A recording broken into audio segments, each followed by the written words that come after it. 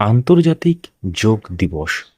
সারা বিশ্বের কোটি কোটি মানুষ যোগ ব্যায়ামের মাধ্যমে সুস্থ জীবনযাপনের বার্তা দেন। কিন্তু আন্তর্জাতিক যোগ দিবস কেন পালন করা হয়, এর ইতিহাস কি, যোগ ব্যায়ামের উপকারিতা কি এবং বর্তমান ব্যস্ত জীবনে যোগ কতটা গুরুত্বপূর্ণ, আজকের ভিডিওতে আমরা এই সমস্ত ব্যাপার নিয়ে বিস্তারিত আলোচনা করব।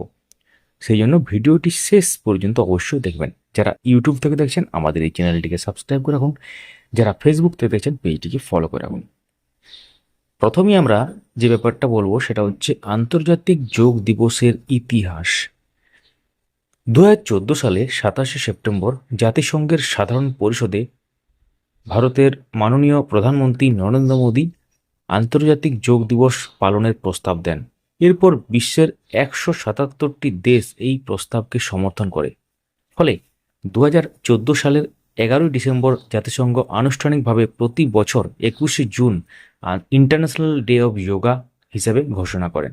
আর 2015 সালের 21শে জুন প্রথমবারের মতো আন্তর্জাতিক যোগ দিবস পালিত হয়। কেন 21শে জুন? অনেকের মনেই প্রশ্ন আসে, যোগ দিবসের জন্য 21শে জুন তারিখটি কেন বেছে নেওয়া হয়েছে। এর প্রধান কারণ হলো 21শে জুন উত্তর গোলার্ধে বছরের দীর্ঘতম দিন। ভারতীয় ঐতিহ্য অনুযায়ী এই দিনটি আধ্যাত্মিক ও মানসিক উন্নয়নের জন্য অত্যন্ত গুরুত্বপূর্ণ বলে বিবেচিত হয়। তাই এই বিশেষ দিনটিকেই আন্তর্জাতিক যোগ দিবস হিসেবে নির্বাচন করা হয়েছে। তাহলে যোগ কি? যোগ শব্দটি সংস্কৃত ভাষায় যুজ ধাতু থেকে এসেছে, যার অর্থ হলো সংযোগ বা একত্রিত হওয়া। যোগ শুধুমাত্র শরীরচর্চা নয়, এটি শরীর, মন এবং আত্মার মধ্যে সামঞ্জস্য স্থাপনের একটি প্রাচীন ভারতীয় পদ্ধতি। যোগের মাধ্যমে মানুষ শারীরিক, মানসিক এবং আধ্যাত্মিকভাবে উন্নত হতে পারে। এবার তাহলে যোগ ব্যায়ামের উপকারিতা জেনে নেওয়া যাক।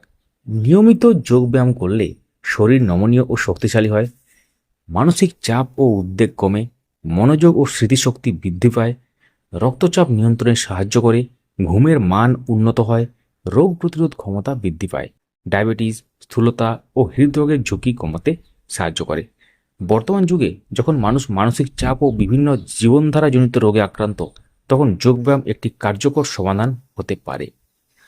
2026 সালে যোগ দিবসের গুরুত্ব, অর্থাৎ 21শে জুন 2026, যে এবছরও যোগ দিবস পালন হবে। 2026 সালেও বিভিন্ন দেশ, শিক্ষা প্রতিষ্ঠান, সরকারি ও বেসরকারি সংস্থা আন্তর্জাতিক যোগ দিবস পালন করছে। বিভিন্ন স্থানে গণযোগাভ্যাস, সচেতনতা কর্মসূচি ও স্বাস্থ্য বিষয়ক আলোচনা অনুষ্ঠিত হচ্ছে। এর মূল লক্ষ্য হলো মানুষের মধ্যে স্বাস্থ্য সচেতনতা বৃদ্ধি করা এবং একটি সুস্থ সমাজ গড়ে তোলা। তবে মনে রাখবেন, কোনো কঠিন যোগাসন করার আগে অবশ্যই প্রশিক্ষকের পরামর্শ নেওয়া উচিত। যাদের শারীরিক সমস্যা বা দীর্ঘমেয়াদী অসুস্থতা রয়েছে, তারা চিকিৎসকের পরামর্শ অনুযায়ী যোগব্যায়াম করবেন।